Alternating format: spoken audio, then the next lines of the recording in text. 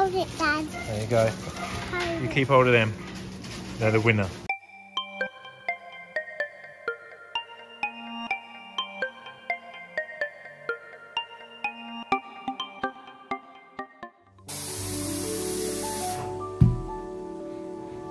Hi guys, welcome to another video. So you all know how important protein is. It helps build and maintain muscle mass.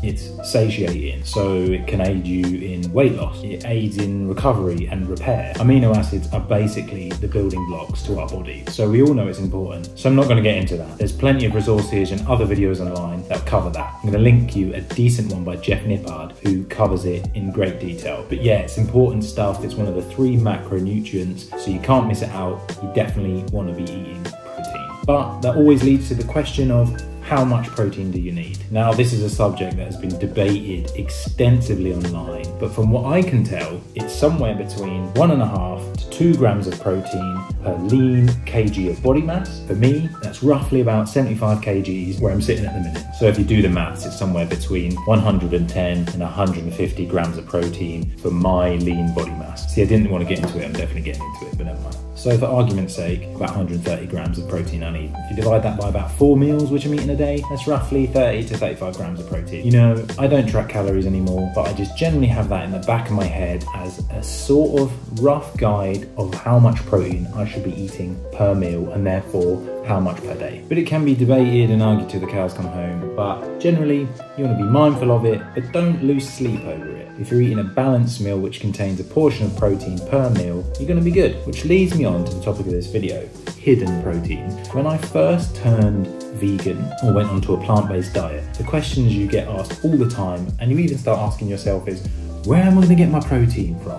Because traditionally on a diet that includes meat, most meals are centered around a protein source, you know, like chicken, salmon, eggs. Some sort of protein source will be the center of your meal. So you start to think, okay, yeah, no, how am I going to get that if I'm not eating those things? What I've found over the years is something I want to share with you guys. You don't always have to add a protein source to the meal for it to add up to a decent amount of protein. There's lots of foods that contain hidden proteins, which is the topic of this video. So what I decided to do was take Arthur to my favorite shop, Aldi, obviously, and seek out these types of hidden proteins that I eat daily, weekly, regularly, and have a look at actually how much protein is in these things and then compare it to how much of the portion size that I do eat to give you an idea of how much protein you can eat in an average plant-based meal, and you'll still be hitting your macros if you're interested. And I'm not just talking about your obvious plant-based vegan proteins like tofu, chia seeds, tempeh, lentils. I do eat those, yeah. I'm not talking about those. These are the hidden ones that are in other foods that I eat a lot of, that when you actually start to get down to the nitty gritty and look into it, they contain proteins as well, and they all add up to the whole meal. This is the stuff I'm talking about. First up, I want to talk about quinoa, which is a little bit, you know, vegan-y. In a portion size of this, you don't think of it carrying that much protein. This pack is 16 grams of protein, and I could easily eat one of them. I live off them at the minute. But 16 grams in that, add a can of beans or chickpeas, you're easily going to get up 20, 25, 30 grams per meal. And obviously the benefits of quinoa, it's got 9 essential amino acids. It's a good stuff. Loads of other benefits I'm not going to get into. I just don't like it as much as I do rice. But the hidden protein in there, 16 grams in a pack of that, percentage of protein per calories is only about 15%. But because you'd eat a whole pack, 16 grams, pretty good. Next up, Beans. You know, if you've seen any of the videos, I nail this stuff. I eat it every day and I'd probably be, I don't be lost without it. I really would. My man, chickpeas. What are the hidden proteins in a can of chickpeas? Because I eat a whole can in one go. We're looking at, again, 16.2 grams of protein in a whole can. Pair these two together, so 32. Easy, mate. And the best thing about chickpeas is they're fairly neutral tasting. You can prepare them in lots of easy ways, but because they come cooked in a can, just drain them. They're so easy to keep in your drawer, super portable, and when I need to prepare something very quickly, they're just there, and I pair it with my microwave rice or some quinoa and a few other spices, and they're nearly done. They're super easy, but not only that, they're low in fat, they're very filling, and they've got some other benefits as well. There's some studies that show that chickpeas are high in an amino called tryptophan, which has been known to aid your sleep sleep. And as well as the B6 vitamins that are in these, pair those two things together, B6 and tryptophan, you're gonna sleep like a baby. Oh, and it's worth mentioning that if you're trying to work out how much protein there is percentage-wise in a food product, you don't just take the 100 grams. For example, boring. In this, per 100 gram is only 6.7 grams of protein. So you could argue it's only 6.7% protein. It doesn't work like that. There's water in all products, including the chickpeas, even when drained. So what you need to do is look at the overall protein per can. So this is 16.2, and then the overall calories, which is 276. Protein per gram is 4 calories. 16.2 times 4 gives us 64.8 calories. And then you divide your 64.8 by the overall calories, 276, times 100 gives you percentage of protein. Now this is nearly 24% protein, virtually no fat and some carbs. So this is a winner. Chickpeas, my favourite. Obviously it was going to be on the list. And it's not just my favourite, chickpeas. Lots of other beans are exactly the same. Kidney beans, higher or lower? Lower. Let me see. Higher or lower than 6.5? Whoa, 6.8. Open it again. No, we can't eat them in the shop. So you look at kidney beans, they're actually lower in calories than chickpeas, so they're nearly 30% protein. So if you're having a chili, which already might have some corn mince in it or something like that, throw in a whole can of these, you're easily going to hit your 30 grams to 40 grams of protein per meal. Now, I can't harp on enough about beans and legumes. Beans, the musical fruit. The more you eat, the more you... In this small can of black-eyed beans, there is nearly 22 grams of protein. You don't think of that. I mean, you know they're good for you, but add that to some rice or however you want to eat them, just out of the can, whatever. That's 22 grams of protein in that can. It's good, isn't it? Let's look at the porridge oats, yeah? Another absolute favourite of mine. Very good for you, very filling, good for your heart, can lower cholesterol. Read into oats, they're brilliant. But lots of hidden protein as well.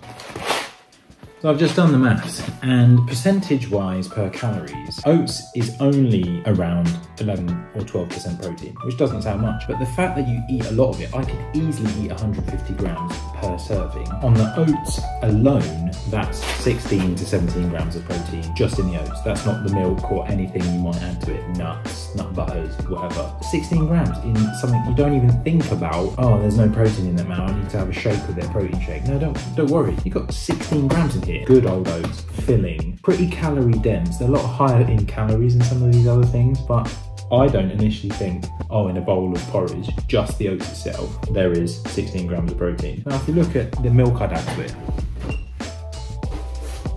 right, 100 ml. Yeah, you easily add another 5 grams. So that's like 20 grams right there in that milk. Next up. You love peanut butter, don't you?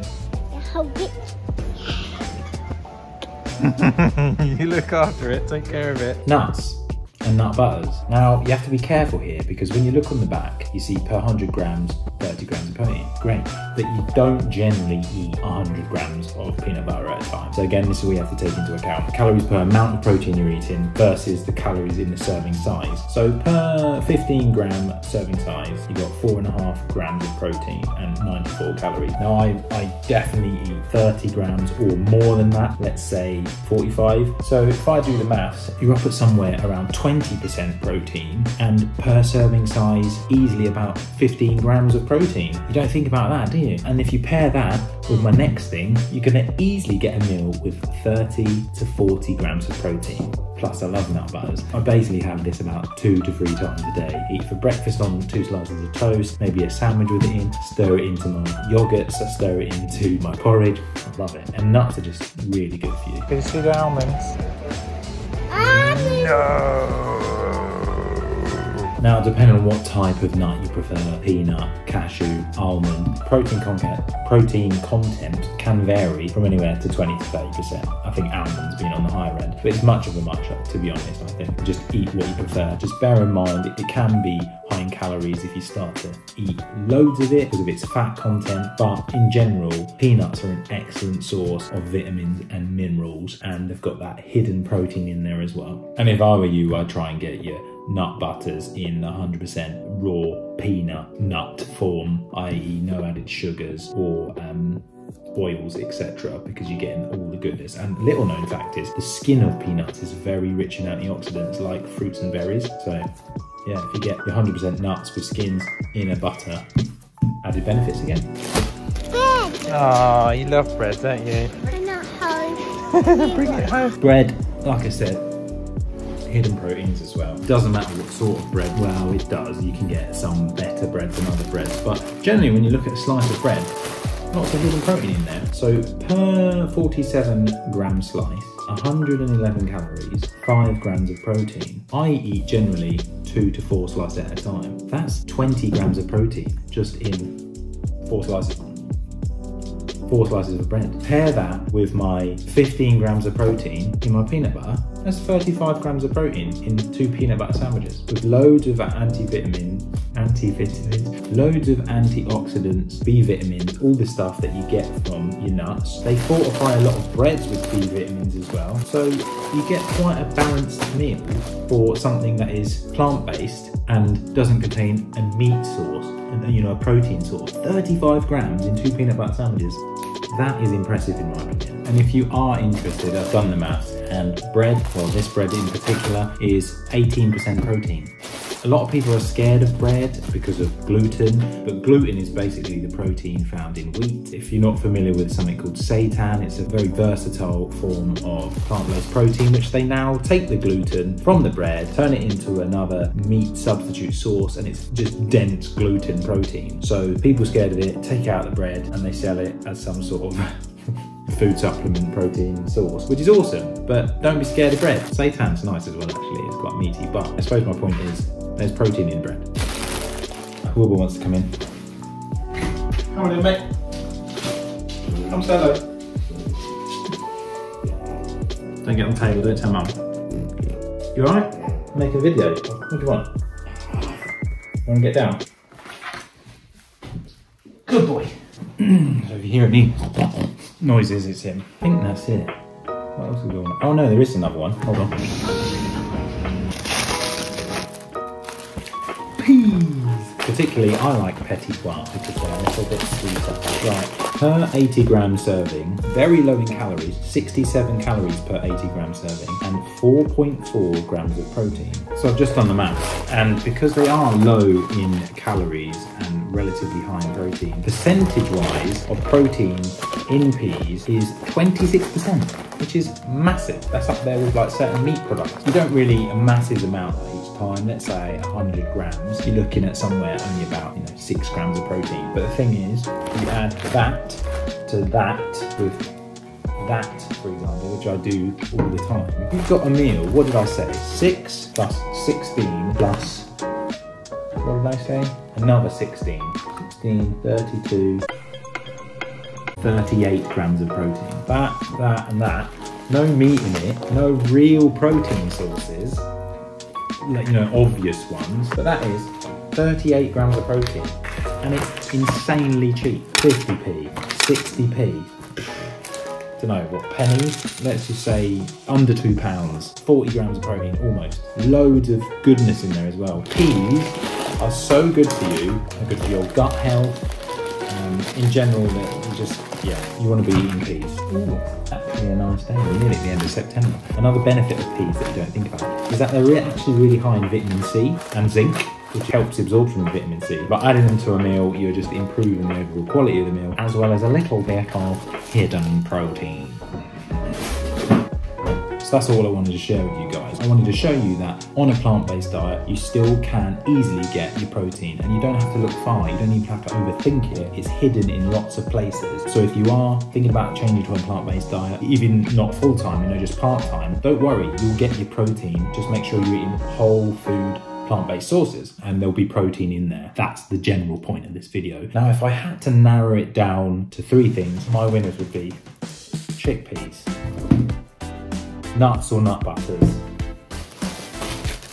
and bread. Protein in all 3 of them. I eat loads of them. Generally, lots of B vitamins and extras in there as well. Really hidden proteins that you're easily going to be able to eat on a regular basis. At the end of the day, we should all be eating or trying to eat varied diets, whether they contain meat or not. And if we're eating varied diets with varied protein sources, we're going to hit all the amino acids that you do need. And so why limit yourself to just one source? When I was a meat eater, I would make sure I had chicken in every meal, or tuna in every meal, or eggs in every meal.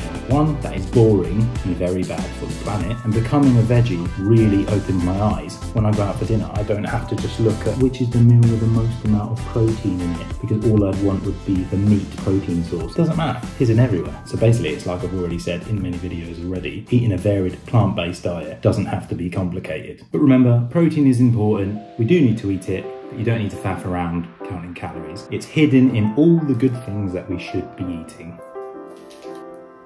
Can we get the bread in there? And remember guys, it's just advice, and if you found any of it useful or you think you can relate, maybe give the video a like. But if you didn't, come back next time, there might be something in the next video for you. But stay happy and healthy, don't worry about your protein sources, it's hidden everywhere, and I'll see you in the next video. Thanks. Oof, quite fitting. I think I died, no. That's better.